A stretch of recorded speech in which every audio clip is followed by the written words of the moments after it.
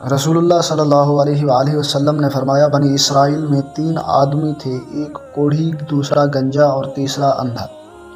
خداوند تعالیٰ نے ان کو آزمانا چاہا اور ان کے پاس ایک فرشتہ بھیجا۔ پہلے وہ کوڑھی کے پاس آیا اور پوچھا، تجھے کیا چیز پیاری ہے؟ اس نے کہا، مجھے پیاری رنگت اور خوبصورت کھال مل جائے، اور یہ بلا جاتی رہے جس سے کہ لوگ مجھ سے اپنے پاس بیٹھنے نہیں دیتے اور گھن کرتے ہیں۔ فرشتے نے اس کے بدن پر ہاتھ پھیر دیا اور اللہ پاک کے حکم سے اسی وقت وہ ٹھیک ہو گیا۔ اچھی کھال اور خوبصورت رنگت نکل آئی۔ پھر پوچھا، تجھ کو کون سے مال سے رغبت ہے؟ اس نے کہا، اونٹ۔ پس اس کو ایک گابن اونٹنی دی گئی اور کہا، اللہ تعالیٰ اس میں برکت دے۔ پھر گنجے کے پاس آیا اور پوچھا، تجھ کو کون سی چیز پیاری ہے؟ کہا، میرے بال اچھے نکل آئیں جس سے کہ لوگ میرا مذاق اڑاتے ہیں۔ فرشتے نے اس کے سر پر ہاتھ پھیرا کہ جس سے اس کی خوبصورت بال آ گئے۔ فرشتے نے پوچھا، تجھ کو کون سا مال اچھا لگتا ہے؟ اس نے کہا، گائے۔ بس اس کو ایک گابن گائے دی گئی اور دعا دی کہ اللہ تعالیٰ اس میں برکت دے۔ پھر فرشتہ اندھے کے پاس آیا اور پوچھا، تجھ کو کیا چاہیے؟ کہا، اللہ تعالیٰ میری نگاہ درست کر دے کہ جس سے میں دنیا دیکھ سکوں۔ فرشتے نے اس کی آنکھوں پر ہاتھ پھیرا۔ اللہ تعالیٰ نے اس کی نگاہ درست کر دی۔ پھر فرشتے نے پوچھا، تجھ کو کیا مال پیارا ہے؟ اس نے کہا، بکری۔ پس اس کو ایک گابن بکری دی گئی اور دعا دی کہ اللہ تعالیٰ اس میں برکت دے۔ تینوں کے جانوروں نے بچے دیے۔ تھوڑے عرصہ میں اس کے اونٹوں سے جنگل بھر گیا، اس کی گایوں اور بکریوں سے۔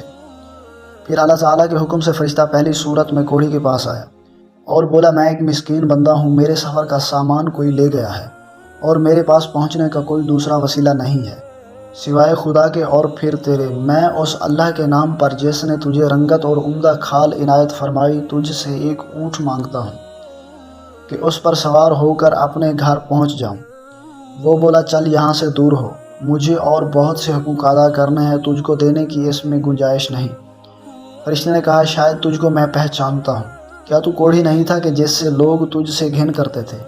اور کہا، تو مفلس نہیں تھا، پھر تجھ کو خدا نے اتنا مال عنایت فرمایا۔ اس نے کہا، واہ کیا خوب، یہ مال تو میری کئی پشتوں سے، باپ دادا کے وقتوں سے چلا آ رہا ہے۔ فرشتے نے کہا، اگر تو جھوٹا ہو تو خدا تجھ کو پھر ویسا ہی کر دے جیسا تو پہلے تھا۔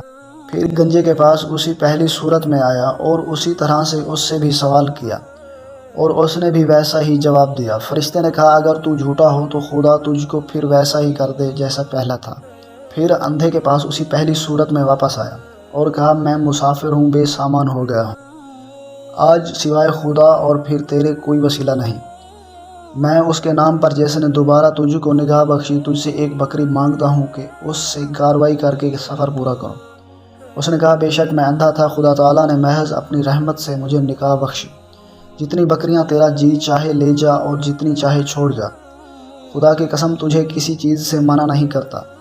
فرشتہ نے کہا، تو اپنا مال اپنے پاس رکھ، مجھ کو کچھ بھی نہیں چاہیے، فقط تم تینوں کی آزمائش منظور تھی سو ہو چکی۔ خدا تجھ سے راضی اور ان دونوں سے ناراض۔ حیات درس ان دونوں کو ناشکری کا کیا نتیجہ ملا کہ تمام نعمتیں چھن گئیں اور جیسے تھے ویسے رہ گئے اور خدا ان سے ناراض ہوا۔ دنیا اور آخرت دونوں میں نامراد رہے، اور اس شخص کو شکر کی وجہ سے کیا انعام ملا کہ نعمت بھی بحال رہی اور خدا بھی خوش ہوا اور دنیا و آخرت میں شاد بامراد ہوا۔